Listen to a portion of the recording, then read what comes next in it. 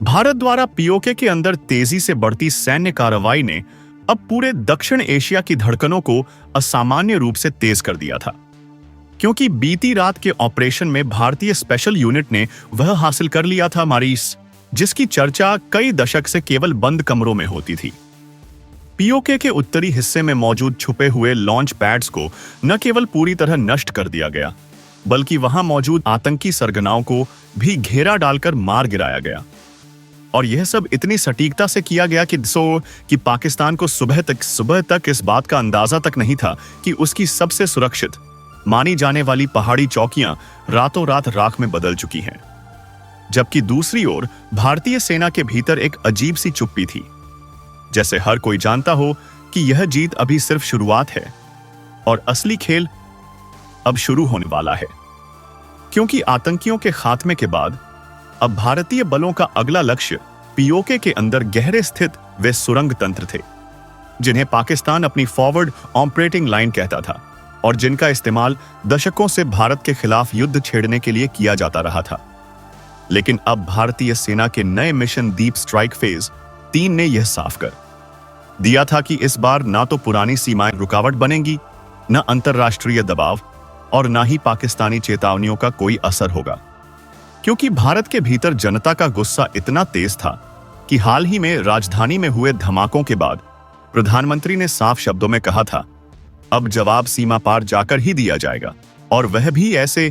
कि फिर कोई दुश्मन आंख उठा ना सके। इसी दृढ़ता के साथ भारतीय विशेष बलों ने पीओके की सबसे कठिन मानी जाने वाली नीलम वैली की ओर बढ़ना शुरू कर दिया था, जहां मौसम भी दुश्मन था और इलाके की बनावट भी। लेकिन भारतीय आर्मी चीफ ने यह साफ कर दिया था कि चाहे मौसम कैसा भी हो, ऑपरेशन किसी भी हालत में रुकेगा नहीं। और इस आदेश के साथ सैकड़ों ड्रोन आसमान में छोड़े गए, जो न सिर्फ इलाके का 3D नक्शा बना रहे थे, बल्कि रियल टाइम में दुश्मन की हर हरकत पर नजर भी रखे हुए थे। और यही वजह थी कि पाकिस्तान की फॉरवर्ड यूनिट्स जब भारतीय प्रगति रोकने के लिए मुकाबले में उतरी, तो उन्हें यह समझ ही नहीं आया कि भारतीय सेना उनके हर कदम से 2 मिनट पहले ही वाकिफ हो चुकी है। दोस्तों, इस पूरे के पूरे घटनाक्रम का सबसे बड़ा मास्टरमाइंड अब आ चुका है। बताएंगे आपको इस वीडियो में। चैनल पर बने रहें,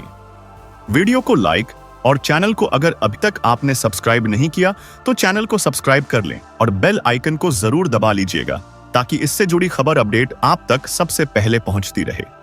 और हां दोस्तों, चैनल पर आगे बढ़ने से पहले आप देश के किस जगह, किस कोने से बैठकर के यह वीडियो देख रहे हैं, इसे लिखना बिल्कुल भी मत भूलिएगा। और अगर आप भारत की इस कूटनीतिक क्षमता और भारत की तरफ से लगातार किए जा रहे प्रयासों को लेकर के आप सच में देशवासी मानते हैं, तो कम से कम कमेंट बॉक्स में भारत के लिए एक जय हिंद जरूर लिखिएगा। दोस्तों, अब देरी न करते हुए असल मुद्दे पर आते हैं। जब पाकिस्तानी सेना ने पहली बार भारी तोपें तैनात कर भारतीय इन्फेंट्री को आगे बढ़ने से रोकने की कोशिश की, तभी भारतीय multi barrel rocket launcher Pinaka M3 ने ऐसी अचूक बौछार बरसाई कि पूरी पहाड़ी घाटी गोलों की आग से जगमगा उठी और दुश्मन सेना भागती दिखाई दी। क्योंकि उन्होंने कभी नहीं सोचा था कि भारत इतनी अंदर तक भारी हथियार लेकर आएगा। इस बीच भारतीय वायुसेना के राफेल और तेजस लड़ाकू विमान लगातार एयर कवरेज दे रहे थे और ड्रोन स्वार्म तकनीक ने पाकिस्तान की संचार व्यवस्था लगभग ठप कर दी थी, जिसके चलते पाकिस्तानी कमांडर अपनी ही यूनिट्स से संपर्क नहीं कर पा रहे थे। और इसके बीच भारतीय कमांडो चुपचाप पीओके के उस मुख्य सुरंग नेटवर्क तक पहुंच चुके थे, जहां से आतंकी प्रशिक्षण शिविरों को सप्लाई दी जाती थी। और रात के अंधेरे में भारतीय कमांडो बिना एक भी गोली चलाए सुरंग के बाहर तैनात गार्ड्स को बेहोश करके पूरे अंदरूनी ढांचे पर कब्जा जमा लिया। और जब यह खबर भारतीय 8 सेना के मुख्यालय पहुंची, तो वहां कुछ सेकंड की खामोशी के बाद पूरा ऑपरेशन रूम तालियों से गूंज उठा। क्योंकि इसका मतलब साफ था, पीओके के भीतर भारत अब वह सब हासिल कर चुका है जिसे पाकिस्तान अपनी रेड जोन टेरिटरी कहकर दुनिया के सामने दिखाता था। लेकिन यह जीत पाकिस्तानी सेना को बर्दाश्त नहीं हुई और उन्होंने LOC के कुपवाड़ा सेक्टर में अचानक भारी गोलाबारी शुरू कर दी। लेकिन भारतीय सेना पहले से तैयार थी और आर्टिलरी कमांड ने सिर्फ 14 मिनट में इतना जबरदस्त जवाब दिया कि पाकिस्तानी बंकर धराशायी हो गए और दुश्मन सेना जंगलों में छुपती फिरती दिखाई दी। और इसी दौरान भारतीय खुफिया एजेंसियों ने प्रधानमंत्री को रिपोर्ट दी कि पाकिस्तान अब चीन से मदद की भीख मांग रहा है। लेकिन इस बार चीन भी खुलकर पाकिस्तान का साथ देने को तैयार। 14 मिनट में इतना जबरदस्त जवाब दिया कि पाकिस्तानी बंकर धराशायी हो गए और दुश्मन सेना जंगलों में छुपती फिरती दिखाई दी। और इसी दौरान भारतीय खुफिया एजेंसियों ने प्रधानमंत्री को रिपोर्ट दी कि पाकिस्तान अब चीन से मदद की भीख मांग रहा है। लेकिन इस बार चीन भी खुलकर पाकिस्तान का साथ देने को तैयार नहीं, क्योंकि भारत पहले ही दुनिया को अवगत करा चुका था कि जो भी इस लड़ाई में पाकिस्तान का साथ देगा उसे भारत अपनी सुरक्षा पर सीधा खतरा मानेगा। और इस चेतावनी के बाद अंतर्राष्ट्रीय दबाव उल्टा पाकिस्तान पर बढ़ने लगा, जबकि भारत लगातार पीओके के अंदर नई नई रणनीतिक ऊंचाइयां कब्जे में ले रहा था और पाकिस्तान के पास ना सेना बच रही थी, ना मनोबल और ना ही संसाधन। और अब पाकिस्तान के अंदर भी यह चर्चा खुलकर होने लगी थी कि शायद इस बार पीओके हाथ से निकलने वाला है। जबकि भारतीय जनता रात रात भर जागकर टीवी पर यह अपडेट देख रही थी कि भारत अपनी धरती वापस लेने में एक एक कदम और आगे बढ़ चुका है। और प्रधानमंत्री ने अपने नए बयान में कहा, अब लक्ष्य सिर्फ घाटियों का कब्जा नहीं बल्कि आतंक की जड़ को हमेशा के लिए खत्म करना है। और इस घोषणा के साथ ही भारतीय सेना ने पीओके के सबसे बड़े गढ़ इंस्टेंट पर्सनल लोन लेना है तो आपके लिए थोथल की ओर बढ़ना शुरू कर दिया, जो अगले चरण की सबसे निर्णायक लड़ाई बनने वाली थी, क्योंकि उसके कब्जे के बाद पूरा पीओके भारत की रणनीतिक पकड़ में आ जाएगा। और इसी दबाव में पाकिस्तान की सेना टूटने लगी थी, जबकि भारत आगे बढ़ते हुए अब उस आखिरी पहाड़ी दर्रे की ओर पहुंच चुका था जहां अगले 24 घंटों में इतिहास लिखने वाला था। एक ऐसा इतिहास जिसे आने वाली पीढ़ियां पीओके पुनः अधिग्रहण के नाम से याद करेंगी। जैसे जैसे रात की काली चादर एलओसी के ऊपर और भी गहरी होती जा रही थी, वैसे वैसे भारत के सैन्य ठिकानों से उठती हलचल अब खुलकर एक नए मोड़ में बदलने लगी थी, क्योंकि दिल्ली में बनी स्थिति ने पूरे देश की खुफिया एजेंसियों को एक ऐसे मोड़ पर ला खड़ा किया था जहां हर कदम तौलकर चलना जरूरी था। लेकिन दुश्मन की ओर से हो रही हरकतें धीरे धीरे नियंत्रण से बाहर जा रही थी। और यही वजह थी कि डीजीएमओ की देर रात की मीटिंग में भारत ने अब तक का सबसे बड़ा कोड रेड जारी कर दिया था, जिसके बाद सेना की उत्तरी कमान से लेकर 1,50,000 सैनिकों की तैनाती को एक नए फॉर्मेशन में बदला जाने लगा। और जब यह जानकारी पाकिस्तान के चीफ मिलिट्री ऑपरेशन तक पहुंची तो वहां भी खलबली मच गई, क्योंकि भारत की इस अनोखी मूवमेंट ने उन्हें साफ संकेत दे दिया था कि अब खेल केवल चेतावनी का नहीं बल्कि निर्णायक जवाब का है। लेकिन पाकिस्तान का आईएसपीआर लगातार मीडिया में यह फैला रहा था कि भारत डर गया है, जबकि असल में भारत की ओर से पीओके में चल रही गुप्त कार्यवाही ने पाकिस्तान की कई चौकियों को अंदर से हिलाकर रख दिया था। और इसी बीच कश्मीर घाटी में तैनात विशेष बलों की एक टुकड़ी चुपचाप उस मार्ग की ओर बढ़ रही थी जो सीधे उस लॉन्च पैड तक जाता था जहां से पिछले हमले में घुसपैठियों को भेजा गया था। और उसी समय नई दिल्ली में प्रधानमंत्री की सुरक्षा परिषद की मीटिंग चल रही थी, जहां एनएसए ने साफ कहा कि हालात अब जवाबी कार्यवाही की मांग कर रहे हैं और यह कार्यवाही केवल एलओसी तक सीमित नहीं रह सकती, क्योंकि पीओ के अंदर बैठे आतंकी ढांचे को खत्म करना अब अनिवार्य हो चुका है। तभी अचानक जम्मू सेक्टर से एक इमरजेंसी रिपोर्ट आती है कि पाकिस्तान की कुछ चौकियों से तोपों को भारत की तरफ घुमाया जा रहा है। और यह रिपोर्ट मिलते ही सेना प्रमुख ने आदेश जारी कर दिया कि सभी अग्रिम चौकियों को फायर रेडी स्थिति में आना होगा। और तभी एक सैटेलाइट इमेज सामने आती है जिसमें स्पष्ट दिखता है कि पीओके के भीतर करीब 20 किलोमीटर के दायरे में पाकिस्तानी सेना अपने हथियारबंद वाहनों को आगे बढ़ा रही है, जिससे यह साफ हो चुका था कि पाकिस्तान या तो भारत की कार्यवाही भांप है या वह खुद कुछ बड़ा करने की फिराक में है। लेकिन भारत की ओर से यह रणनीति थी कि सीधे प्रतिक्रिया ना दी जाए, बल्कि पहले दुश्मन की गतिविधि को पूरी तरह 100% मैप किया जाए ताकि सही समय पर सही बिंदु पर प्रहार किया जा सके। और दूसरी तरफ भारत की खुफिया एजेंसियों को यह भी पता चल चुका था कि पीओके के कोटली और रावलकोट सेक्टर में कुछ आतंकी समूह एक बड़े हमले की तैयारी कर रहे हैं। जिस पर रोक लगाने के लिए विशेष बलों की टीमें अब तक की सबसे गहरी घुसपैठ के लिए तैयार थीं। और इसी दौरान दोपहर से शाम के बीच की खामोशी वाले समय में अचानक एलओसी के पास तैनात भारतीय ड्रोन ने जमीन पर कई संदिग्ध गतिविधियां कैद की, जिन्हें देखकर यह साफ हो गया कि पाकिस्तान किसी भी समय फायरिंग शुरू कर सकता है। पर भारत ने बिना जल्दबाजी के अपनी रणनीति पूरी गोपनीयता से जारी रखी और सभी यूनिटों को निर्देश दिए कि किसी भी प्रहार की शुरुआत भारत नहीं करेगा। लेकिन यदि पाकिस्तान एक भी गोलाबारी करता है तो जवाब केवल गोलाबारी का नहीं बल्कि ठिकानों को नेस्तनाबूद करने वाला होगा। इसी तनावपूर्ण माहौल में रात के 2 बजे भारतीय खुफिया एजेंसी RAW की एक रिपोर्ट आती है कि पाकिस्तान के कब्जे वाले क्षेत्र में कुछ विदेशी लड़ाके देखे गए हैं जो संभवतः किसी बड़े हमले का हिस्सा हो सकते हैं। जिसके बाद प्रधानमंत्री कार्यालय तक बिना देरी के यह सूचना भेजी गई और वहीं भारत के विशेष गुप्त कमांडो दस्ते को एक्टिवेट कर दिया गया, जो ऐसी परिस्थितियों में बिना किसी शोर के अपना मिशन पूरा करने के लिए जाने जाते हैं। और इसी सब के बीच मीडिया चैनलों को भी कुछ जानकारी लीक होने लगी कि एलओसी पर हालात बिगड़ रहे हैं, जिससे पूरे देश में एक बेचैनी फैलने लगी। लोग सोशल मीडिया पर लगातार पूछने लगे कि आखिर सरकार कब बोलेगी। लेकिन सरकार की रणनीति साफ थी, बोलने से नहीं काम से जवाब देना है। और वह समय अब करीब था, क्योंकि एलओसी पर तैनात हर सैनिक, हर कमांडर और हर यूनिट अपने मोर्चे पर तैयार खड़ी थी कि जैसे ही आदेश मिले पाकिस्तान के अंदर तक जाकर वह जवाब दे जो आने वाली कई पीढ़ियों को याद रहेगा। उस रात दिल्ली से लेकर श्रीनगर तक आसमान में अजीब सा सन्नाटा पसरा हुआ था, जैसे पूरे देश ने अपनी सांसें रोक ली हों और सब किसी अनदेखी दस्तक का इंतजार कर रहे हों। तभी सेना के स्ट्रेटेजिक कमांड को एक एन्क्रिप्टेड संकेत मिला कि दुश्मन की सीमा के भीतर कुछ ऐसा हलचल शुरू हो चुकी है जो आने वाले घंटों में किसी बहुत बड़े घटनाक्रम का रूप ले सकती है। और इस संकेत के मिलते ही राजधानी में बैठे कमांडर इन चीफ ने तुरंत सभी थिएटर कमांड्स को अलर्ट मोड पर डालते हुए उस ऑपरेशन को एक्टिवेट करने का आदेश दे दिया, जिसके बारे में सिर्फ 5 लोग जानते थे और जिसे पिछले 2 साल से गुप्त रूप से तैयार किया जा रहा था। उसी समय कश्मीर की पहाड़ियों में तैनात स्पेशल रिकॉन यूनिट्स ने बताया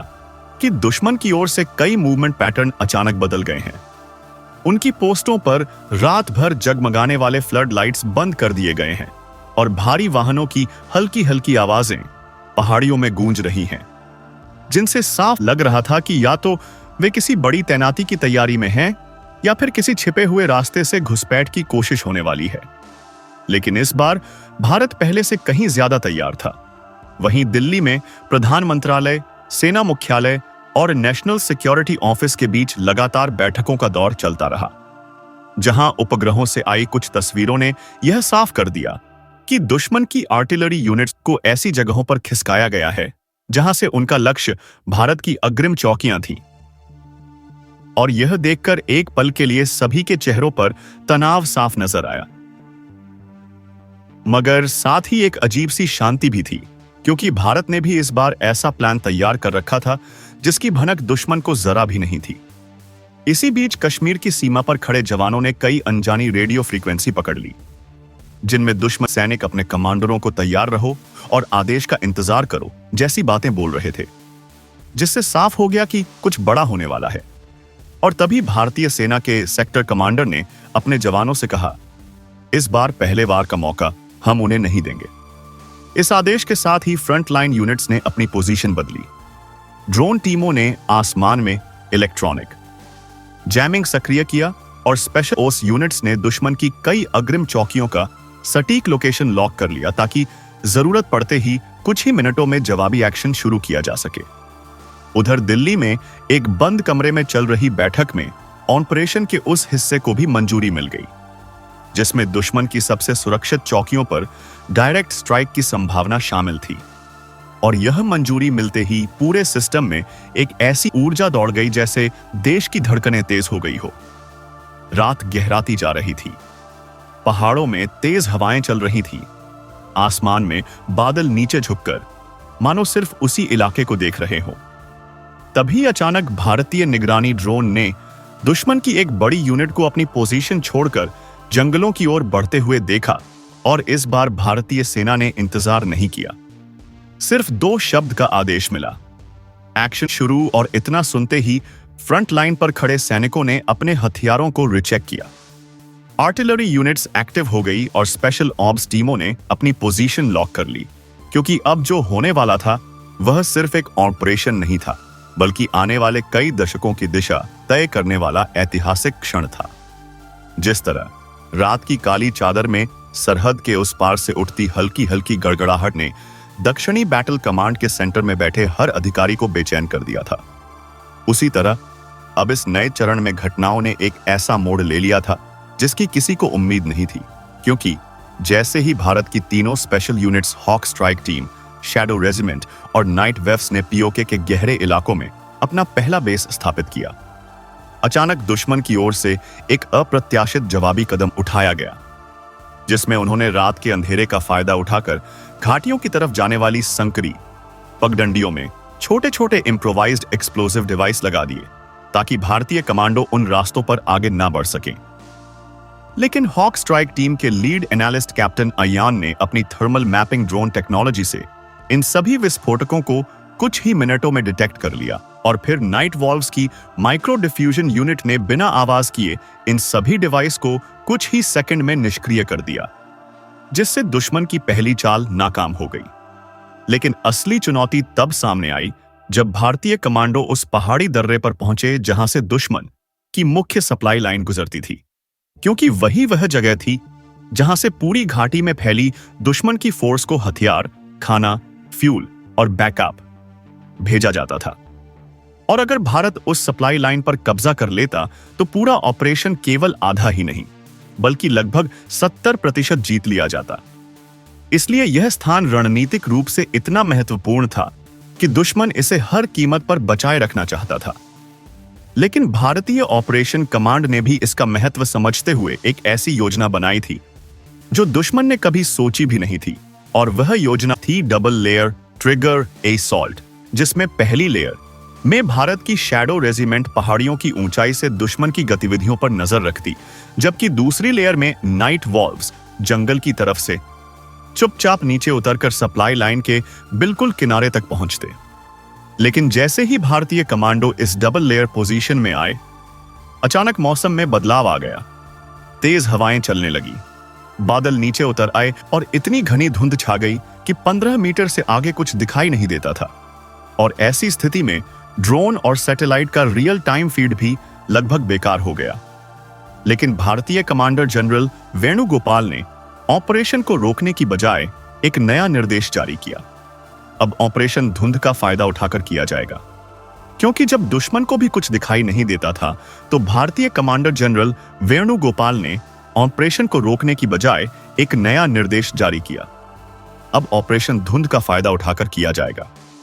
क्योंकि जब दुश्मन को भी कुछ दिखाई नहीं देता था तो भारतीय कमांडर जनरल वेणुगोपाल ने ऑपरेशन को रोकने की बजाय एक नया निर्देश जारी किया। अब ऑपरेशन धुंध का फायदा उठाकर नहीं दे रहा था तो भारतीय कमांडो के लिए यह मौका बिल्कुल सोने पर सुहागा था। और फिर जैसे ही रात के 1:17 पर घड़ी की सुइयां आगे बढ़ी, उसी धुंध की आड़ में शैडो रेजिमेंट ने सबसे ऊंची चोटी से दुश्मन की सप्लाई लाइन वाली सड़क के दोनों किनारों पर बने चौकियों को चिन्हित किया, और नीचे नाइट वोज ने उस सड़क की सतह पर लगे हुए छोटे मोटे मोशन सेंसरों को बाईपास करने के लिए अपनी विशेष पल्स ड्रॉप तकनीक का इस्तेमाल किया, जो एक ऐसी बिना आवाज वाली इलेक्ट्रोमैग्नेटिक वेव थी जो सेंसर को कुछ सेकंड के लिए निष्क्रिय कर देती थी। और बस इतना होते ही भारतीय कमांडो के यह रास्ता बिल्कुल साफ हो गया।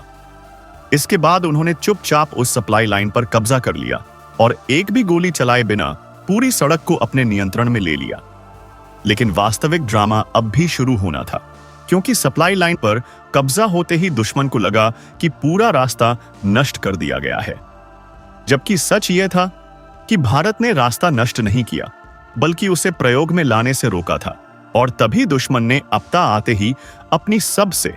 खतरनाक यूनिट ब्लैक हॉक ब्रिगेड को मैदान में उतारा, जो अपने क्रूर हमलों और अचानक किए गए प्रहारों के लिए जानी जाती थी। लेकिन भारतीय कमांडो ने उन्हें सीधा मुकाबला देने की बजाय एक मानसिक जाल बिछाया।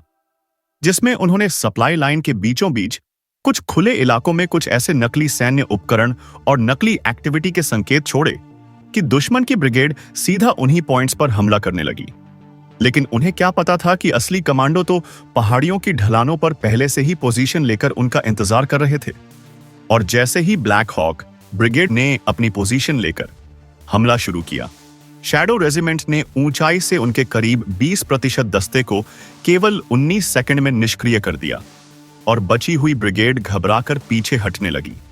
लेकिन उनकी वापसी का रास्ता भी नाइट वॉल्व्स ने पहले से ही घेर रखा था और इस तरह दुश्मन की सबसे खतरनाक ब्रिगेड कुछ ही मिनटों में बेअसर हो गई।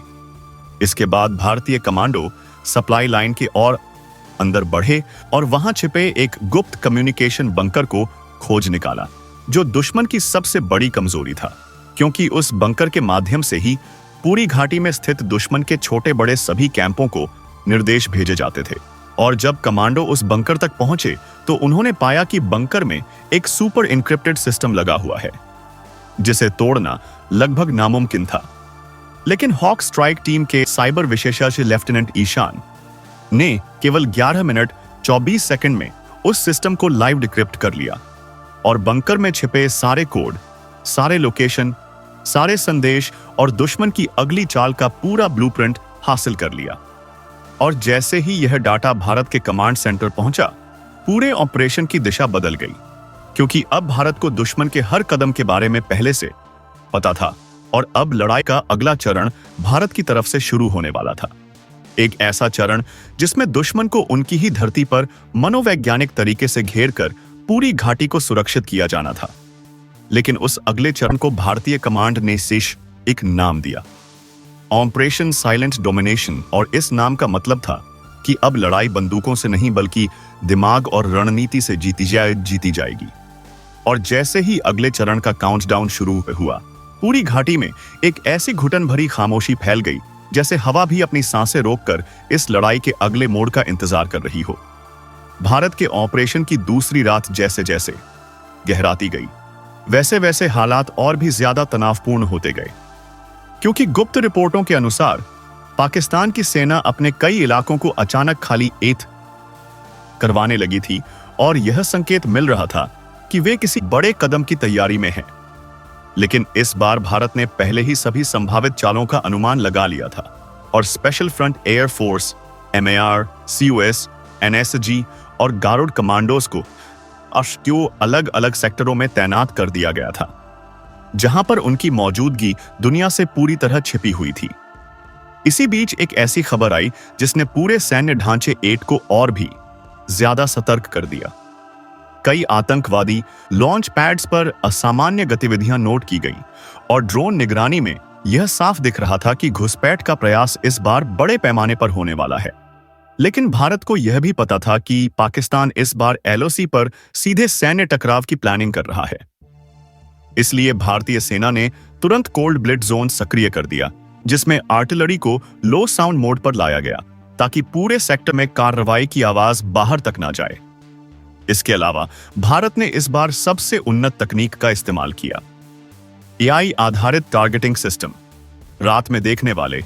4th Gen multi spectrum goggles और सैटेलाइट कनेक्टेड माइक्रो ड्रोन, जो दुश्मन की हर हरकत को मिनट दर मिनट रिकॉर्ड कर रहे थे तथा तुरंत कमांड सेंटर को भेज रहे थे। इसी दौरान एक और चौंकाने वाला तथ्य सामने आया कि पाकिस्तान POK में कई जगहों पर नागरिकों को ढाल बनाने लगा था और भारतीय सेना के जवाबी एक्शन को दुनिया के सामने गलत साबित करने की कोशिश कर रहा था। लेकिन इस बार भारत ने सबूत पहले ही तैयार कर लिए थे और दुनिया की हर बड़ी एजेंसी को यह साबित कर दिया कि पाकिस्तान युद्ध का बहाना बनाकर आतंकवादियों को कवर दे रहा है। रात के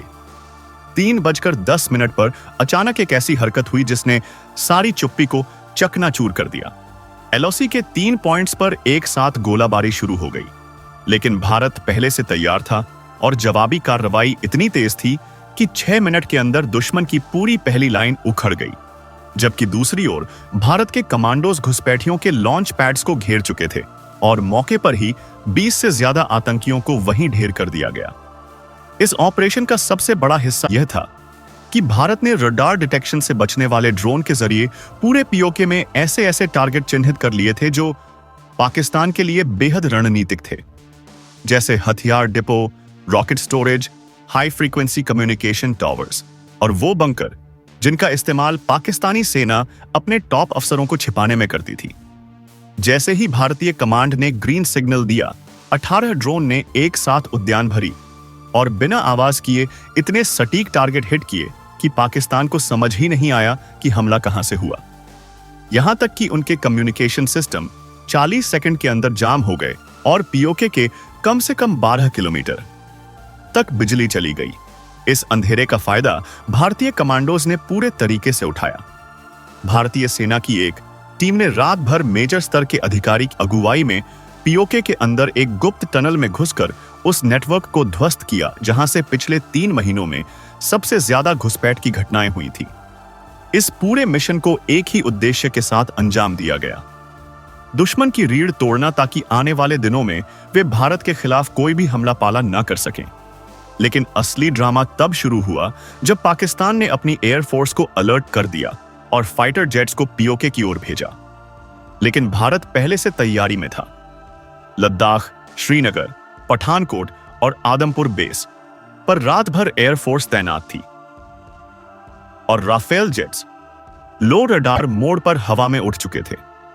भारतीय राफेल ने बिना सीमा लांघे ही इलेक्ट्रॉनिक जैमिंग की मदद से पाकिस्तान के 4 जेट्स को ब्लाइंड कर दिया और उन्हें पीछे हटने पर मजबूर कर दिया। यह खेल इतना तेजी से हुआ कि पाकिस्तान समझ ही नहीं पाया कि उसके जेट्स अचानक निष्क्रिय क्यों हो गए। इस दौरान एलओसी के कलघाई सेक्टर में भारत की स्पेशल टीम ने वह कर दिखाया जिसकी किसी को उम्मीद नहीं थी। दुश्मन के कमांड पॉइंट को वहां मौजूद सैनिकों के साथ घेर कर हथियार डालने पर मजबूर कर दिया और इससे पूरा पाकिस्तानी कैंप पैनिक में चला गया। इस पूरे ऑपरेशन का सबसे बड़ा असर यह पड़ा कि पाकिस्तान के कई हाई रैंक अधिकारियों ने आपसी कम्युनिकेशन पर बातचीत में यह मान लिया कि भारत इस बार सिर्फ जवाब नहीं दे रहा, बल्कि पूरा पीओके सैन्य दबाव में लेने की क्षमता रखता है। और यह बात जैसे ही आईएसआई तक पहुंची, उन्होंने रातों रात अपने कई ठिकाने खाली करवाने शुरू कर दिए।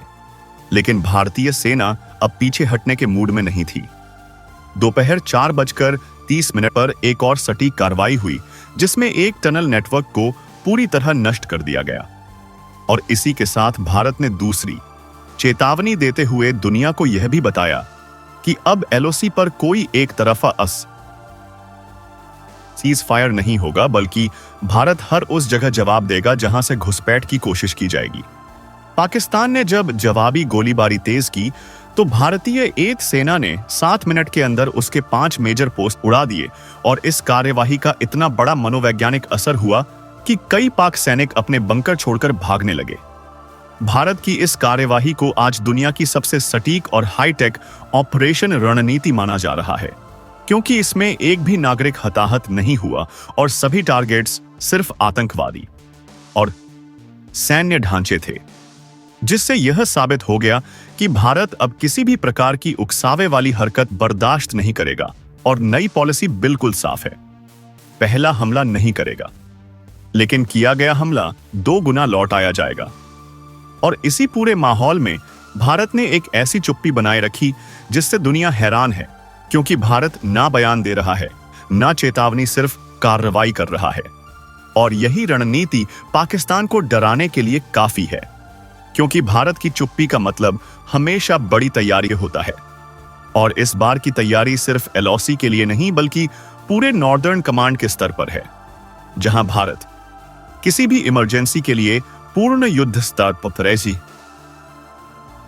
पर तैयार बैठा है। भारत की सुरक्षा एजेंसियों और थल सेना के उच्च अधिकारियों के बीच रात भर चली बैठकों के बाद आखिरकार वह क्षण आ गया जब ऑपरेशन की सबसे गोपनीय लेयर को सक्रिय किया गया, जिसे इंटरनल कोड में शून्य रेखा विस्तार कहा जाता था, क्योंकि इसके तहत सेना को ऐसी रणनीतिक जगहों पर आगे बढ़ना था जहां से पाकिस्तान की आंतरिक गतिविधियों, पीओके में उनके लॉन्च पैड्स, आतंकी कॉरिडोर और उन सुरंगों पर पूरी तरह कब्जा किया जा सके, जिनका इस्तेमाल पिछले कई महीनों से भारतीय सीमा में घुसपैठ के लिए किया जा रहा था। और यह दावा तो अब उपग्रह चित्रों ने भी पुष्ट कर दिया था कि पीओके के उत्तरी हिस्से में स्थित पहाड़ी दर्रों के आधे नीचे 11 नई सुरंगें बनाई गई थीं, जिनमें हथियार डंप, ड्रोन लॉन्च स्टेशन और कम्युनिकेशन जैमर लगाए गए थे। इन्हीं सुरंगों को नष्ट करने के लिए भारत ने अपनी स्पेशल फ्रंटियर फोर्स को तैनात किया, जो रात के अंधेरे में काले हिमश्वेत सूट पहने पूरी तरह साइलेंट मोड में आगे बढ़ते हुए पहाड़ी चट्टानों के किनारों पर रस्सियां डालकर नीचे उतरी और वहां मौजूद 5 पाकिस्तानी पोस्ट को बिना एक भी